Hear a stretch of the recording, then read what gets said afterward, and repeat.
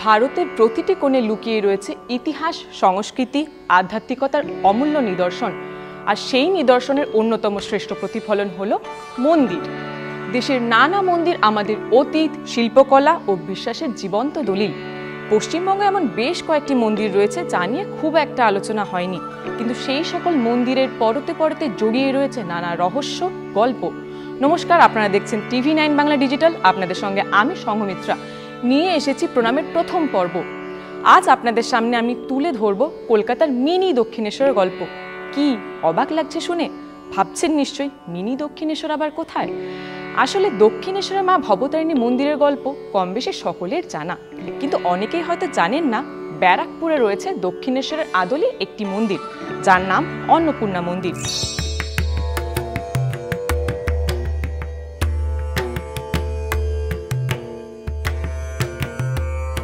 1875 সালের 12 এপ্রিল চৈত্র সংক্রান্তির দিন প্রতিষ্ঠিত হয়েছিল এই মা অন্নপূর্ণার মন্দির।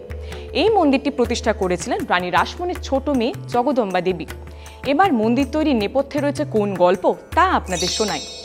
দক্ষিণেশ্বরের ভবতারিণী মন্দিরের মতো ব্যারাকপুরের অন্নপূর্ণা মন্দির তৈরির নেপথ্যে রয়েছে স্বপ্নাদেশ। রানী রাসমণি স্বপ্নাদেশ পেয়েছিলেন এবং কাশী যাত্রা বন্ধ করেছিলেন একসময় এবং তৈরি করেছিলেন ভবতারিণীর মন্দির। ঠিক তেমনই জগদম্বা দেবীও নাকি এক স্বপ্নাদেশ পেয়েছিলেন। ঠিক কখন সেটা? একসময় তিনি ঠিক করেছিলেন কাশী যাবেন। সেই সময় নৌকায় করে গঙ্গা দিয়ে যাচ্ছিলেন, তখন ঠিক চানক গ্রামের কাছে এক স্বপ্নাদেশ পেয়েছিলেন, দেবী অন্নপূর্ণার স্বপ্নাদেশ। তিনি সেই স্বপ্নে দেখেছিলেন মা তাকে বলছেন সেখানেই যেন তার মন্দির তৈরি করা হয়। ঠিক সেই মতো মথুরামোহন বিশ্বাসের স্ত্রী জগদম্বার উদ্যোগে তৈরি হয়েছিল অন্নপূর্ণা মন্দির।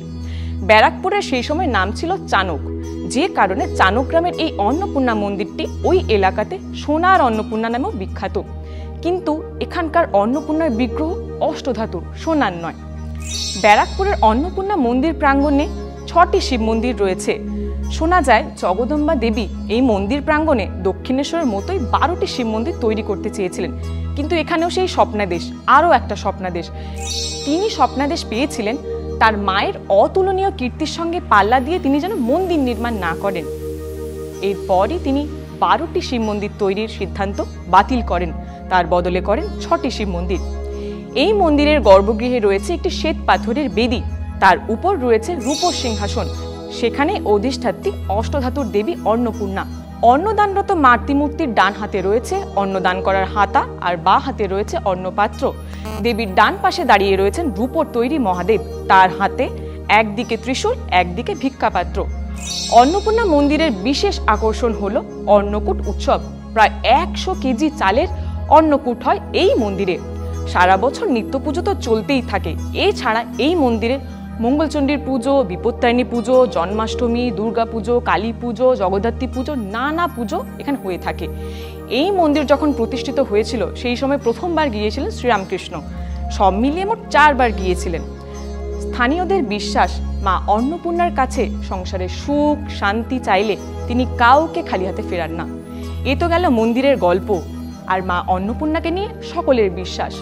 এই গল্প যদি আপনার মনেও দোলা দেয়, তাহলে একদিন সময় বের করে ঘুরে আসতে পারেন এই মন্দিরে। আজকের মতো প্রণামের প্রথম পর্ব এখানেই শেষ। এই সংক্রান্ত আরও খবর এবং আধ্যাত্মিকতার অন্য রহস্য, রোমাঞ্চকর তথ্য জানতে আপনারা নজর রাখুন TV9 বাংলা ডিজিটালে।